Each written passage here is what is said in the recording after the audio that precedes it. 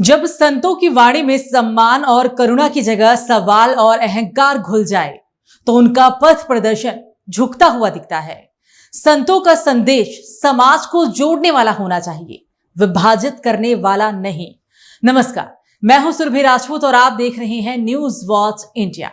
धरती जब संतों की वाणी से गूंजती है, जब कथा की ध्वनि में भक्ति की गंगा बहती है, तब श्रद्धालुओं का हृदय संतोष से भर उठता है। लेकिन आज वही भक्ति के आंगन में एक तूफान मच रहा है। तूफान भी ऐसा कि इससे सभी कथावाचकों की भावनाएं आहत हो रही है। ताजा विवाद एक बार फिर राम भद्राचार्य ने उस वक्त खड़ा कर दिया जब उन्होंने प्रेमानंद जी महाराज पर सवाल खड़ा किया। ये वो प्रेमानंद जी महाराज हैं जिन्होंने अपने प्रवचनों से देश भर में कई लोगों की जीवन बदल दिए। ऐसे में प्रेमानंद जी के ज्ञान पर उंगली उठाने का राम भद्राचार्य को अधिकार किसने दिया? चलिए आपको ग्राफिक्स के जरिए समझाते हैं। राम भद्राचार्य ने प्रेमानंद जी महाराज को लेकर क्या कहा। इतना तो तब है जब प्रेमानंद महाराज का नाम मात्र सुनते ही लाखों चेहरे खिल उठते हैं। उनकी कथाओं में ना कोई राजनीति होती है, ना कोई दिखावा, सिर्फ प्रेम की वर्षा, सिर्फ भक्ति की धारा बहती है।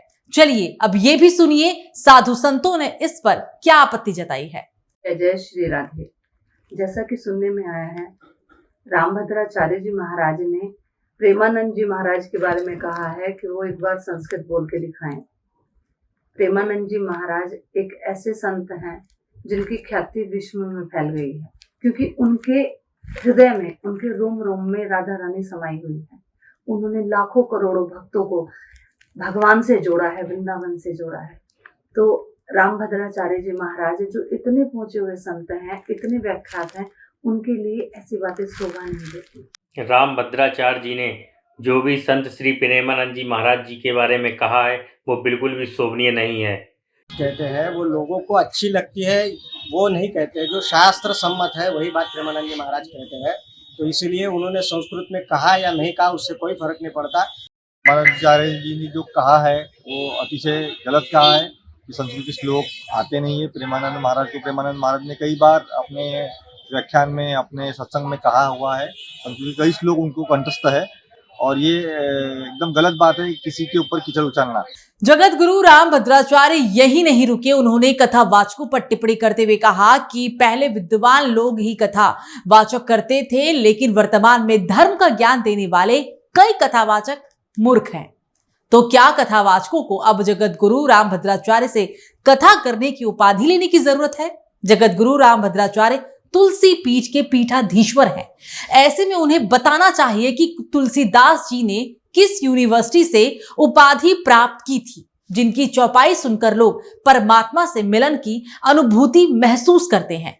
साथ ही राम भद्राचार्य को यह भी यहां पर बताना चाहिए कि सुखदेव जी के बारे में कि उनके पास कौन सी यूनिवर्सिटी की उपाधि थी, जिन्होंने जन्म लेते ही संसार के मोह को त्याग दिया और तपस्वी जीवन को स्वीकार कर ब्रह्मा ज्ञानी, वैराग्य स्वरूप और निरंतर ईश्वर चिंतन में लीन होकर कम आयु में ही योगी और संत के रूप में कथा की शुरुआत की थी।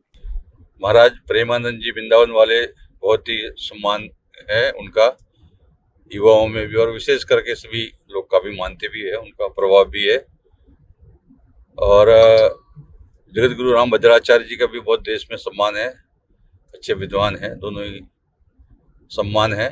कभी कोई इस प्रकार की कोई मुंह से कोई वाणी निकल जाती है तो भक्तों को जो है अपना अनुशासन में रहना चाहिए। पराई विभूति पूज्य प्रेमानंद जी की इतनी सब वैभवता को, प्रेमानंद जी महाराज की इतनी लोकप्रियता को सहन ना करते हुए श्री राम भद्राचार्य जी अनावश्यक विलाप कर रहे हैं। विलाप कर रहे हैं क्योंकि इनको दिख रहा है कि समाज में अच्छाई लेकर के आ रहे हैं, ये समाज में सुधार लेकर के आ रहे हैं। तो ये क्यों कर रहे हैं? मैं कुछ नहीं कर पा रहा हूँ समाज के लिए। आज जिस तरीके से दो संत, एक राम भद्राचार्य जी और एक प्रेमानंद जी महाराज, जिस तरीके से आपस में ये मतभेद हो रहे हैं और उन्होंने जिस तरीके से ये बातें रखी हैं राम भद्राचार्य जी महाराज जी, उनको इस तरीके से बातें नहीं करनी चाहिए। यदि कोई बात है तो आपस में बैठ करके चर्चाएं करनी चाहिए। कथावाचकों के बीच जब बात मूर्ख और विद्वान लोगों की आती है तो यहां पर बात उनके परम शिष्य धीरेन्द्र शास्त्री की कर ही लेते हैं, जिनके पढ़ाई पर रामभद्राचार्य ने कोई सवाल नहीं उठाया, जबकि वो भी अपनी चमत्कारिक कथा से लोगों के जीवन को बदलने का आश्वासन देते हैं। हालांकि किसी भी धर्म अनुयायी पर सवाल उठाना हमारा मकसद यहां नहीं है, लेकिन ऐसे में कथावाचकों की शिक्षा की तब बात आती है तो सवाल तो ऐसे में उठने लाजमी ही है, जिनका जवाब उन धर्मानुयायियों को देना चाहिए जो कथावाचकों के लिए विश्वविद्यालय की उपाधि को जरूरी समझते हैं और साधना के साथ आत्मज्ञान से बड़ी शिक्षा समझते हैं। संत समाज का काम क्या है? अपने आत्मज्ञान से समाज को राह दिखाना, पर वही संत समाज आपस में उलझ कर रह जाए तो इसे क्या कहा जाए? जब संत ही एक दूसरे की काबिलियत पर सवाल खड़े करने लगे तो फिर समाज का क्या?